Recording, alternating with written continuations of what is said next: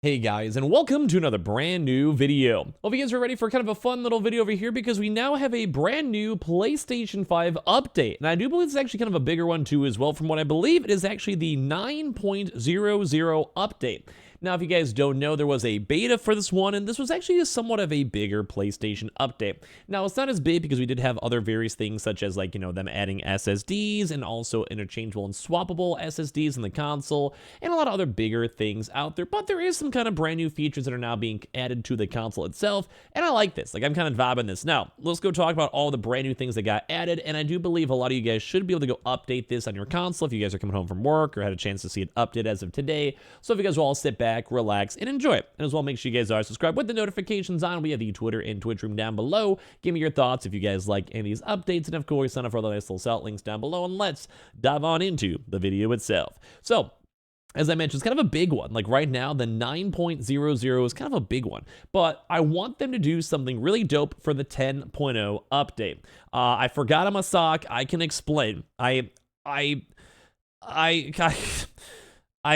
Anyway, so when it comes to the PlayStation 5 system, update 9.0 is now rolling out. And there is one of the big changes for this one is allowing people to adjust the brightness of the console's power indicator, which is actually going to be really nice if you guys ever have your console in your bedroom, in your living station, you're watching a movie, you don't like the lights, whatever it might be, more customization, but there's also is some other things out here too as well.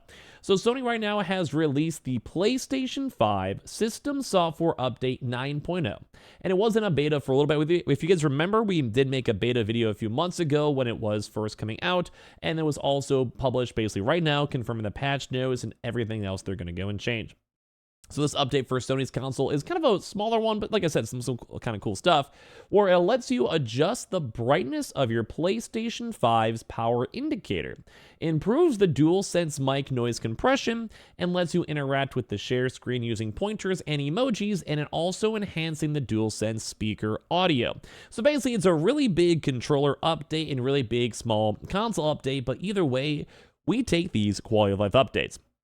So to adjust your brightness of your PlayStation 5's power indicator, if you guys ever make a quicker tutorial, I can, but basically it's pretty simple. You go to the settings, then you go to the system, then you go to beep and light, which they now have their own individual thing, as you guys can see on the screen, system, beep and light. So they also did technically add the beep and light category. Then it has the beep volume. So let's go and say you have a kid. Let's say you are a kid. You don't want to be making sounds when your console turns on. Maybe it's late at night. Maybe your wife is sleeping next to you. You can't sleep. Maybe you have a kid and your kid's taking a nap next to you on the couch. Whatever it might be. You're trying to make sure people don't notice. Your wife's sleeping. Your dog's sleeping. Whatever it might be. You could also adjust the beep volume. Also just mute it. But as well, you also have the brightness indicator. We make it really dim. You can make it medium or have the usual standard. Now, if you guys probably know, if you guys turn on your console, it has the beep, the little beep. Then it has the cool blue lights and other various lights. But that's what I'm saying. You could turn that off and turn it down, which I think is dope. It's kind of weird that you can't just have it completely off. The only options are dim, medium, and bright.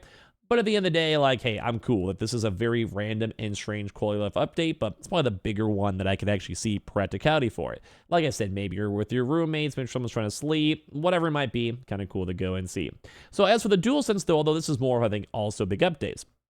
The controller speakers can now produce higher volume sound, which I think is kind of cool. Let's say you don't have a headset or headphones, you want only using your controller, and you basically have things playing through the audio, which once again is not the most ideal, but I understand. Maybe you just get your console, can't afford other stuff yet, you're kind of splurging on yourself. I get it, I totally get it. So letting you hear in-game sounds and voice chat even more clearly. And this is good because I've had a lot of Call of Duty lobbies where people try to go and talk, they either forget their microphone is on, or even Hellblade 2 as well, and you hear them breathing or hearing the clicky clanks of their controller, whatever it might be. And then it's at the same exact time too as well. You maybe just have other various stuff. So Sony said the mic input quality on the DualSense has been improved with a new AI machine learning model. So it actually is now once again confirmed, there was a little bit of talking over here, that Sony is now utilizing AI to make their consoles better. And they're using this for the controller right now. So this means that the background noise from button presses and game audio, which did I not just complain about that a second ago, and game audio now suppressed, which hopefully makes for a better voice chat experience. I still think it's weird to have a microphone and speaker on your controller, but it works. You go give everyone a controller anyway, and you built it on in, makes it for more people to go talk. It makes sense. I mean, I get it. But as once again, I'm not sure how well and how efficient it'll be. I'd actually like to do some testing on this actually for a video. So if you guys ever want that, subscribe, leave a comment down below. I would not mind trying to go get together with another creator and kind of test it out to see how properly suppressed it might be. But this will be nice. Like I said, people go and make those little clicky clanks to their controller, or like they're breathing, or they put their controller down. If they could use AI to basically cut out the white noise and make it more focused on your voice, or maybe, you know how if you guys ever use, say, things like OBS, as you guys don't know, I'm actually recording, say, this on OBS right here, and you have all these volume filters. There is a chance to actually have like basically a foothold where it always stops at a certain point.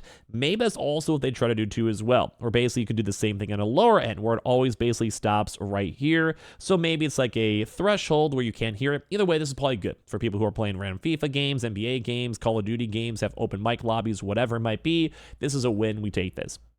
Elsewhere, Sony also added new features in parties and share screens. As mentioned, players watching share screen can use pointers and emoji reactions to interact with the host gameplay. So basically really cool technology where if you're live streaming to your friends and sharing your screen, people can be like, hey, like maybe there's a chest over here. Maybe there's an enemy you keep on missing. Maybe use and hit this weak spot on a boss. Maybe once again, this is a cool character. Maybe this is a cool design. Maybe here's a hidden design. Maybe here's graffiti on the wall. And it kind of lets people go and check this on out. So basically, as mentioned, players watching share screen can use pointers and emoji reactions. So basically like using this to, once again, like just point out stuff. You missed ammo, you see an enemy, whatever it might be, to interact with the host gameplay. This would be actually a really cool thing for Twitch. Viewers can use a pointer to indicator to specifically location on the gameplay screen with the ping or send emoji reactions. I think it's kind of cool. To make this feature available, you have to turn on the viewer interactions in the share screen settings, which I'm actually kind of curious in how many people in total have ever even gone there. The Unicode 15.1 emoji is supported, which means you can use those also in messages too as well. And also, finally, Sony has updated the device software of the DualSense and DualSense Edge controllers, so a really big update for it. The PlayStation VR 2 headset, PlayStation VR 2 Sense controllers, and Access controllers to improve stability as well. So, yep, it's just the usual. We prefer like improved system software performance, but at the same time, this is looking like a pretty big update. Like, this is all around huge. The PS5 has launched too as well. Oh, we have a random music playing in the background too as well. I think someone just in the background of my like streaming rated someone or whatever. I don't know. It's always the fun things over here in on my YouTube channel. What can I say? Anyway, so as we covered all this type of stuff, we're back in the business. Yes, I'm sure closing all this type of stuff. Basically, the big updates over here is that they updated the device software of the DualSense and DualSense Edge wireless controllers to improve all the sound features, as we mentioned too. So you have higher volume sound. Nice to see. In hearing game sounds too as well. Also nice. Better mic input. All around good. Utilizing AI. Also intriguing. The brand new power indicators and everything else. The share screens too. And well, it's kind of nice. They also did go and improve some messages and usability on some screens, which most likely to me would make sense. Like is you updating the emojis and updating the actual interactables, do the same thing inside as well. And they've also done the usual system software performance and stability. So this is actually, I would say, a pretty big update. Not as crazy, but new features are always nice. The new quality of life features, also very nice, and I'm happy with this at the end of the day. Like, I'm not like, it's not the craziest or biggest thing out there, but I do like it. Now, there is also another big update, too, for Dragon's Dogma. Also, if you guys have any features that you guys like from the most prior thing, let me know. If there's something kind of you guys really like, or the dimness, or if you guys will utilize it, let me know. It's not the craziest one, like I said, but still kind of cool. Dragon's Dogma, which I'm getting really hyped up for, is also having their preloads out, which has a 64 gigabyte download. So the game is looking and feeling pretty big. I'm excited for it. I still haven't had a chance to do a big dive into Final Fantasy VII. The game's been great, but it's just a long game, so I have to see how this all plays out. And to kind of wind down this video, a little bit of a fun bonus video is that we're now seeing some cool studios getting some cool recognition on how they're finally not making you have to do online connections and having to go and do this other crazy stuff.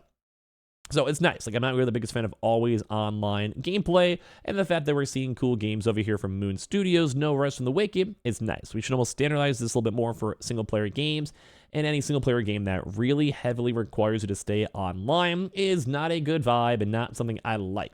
Now, I do think it's kind of a 50-50, but this should be more the normalized side, so I also want to join this, hey, like, make games single player for a reason. Like, you don't always have to be online or have this weird like CMOS to go make sure you're connected to PlayStation Plus or online connections.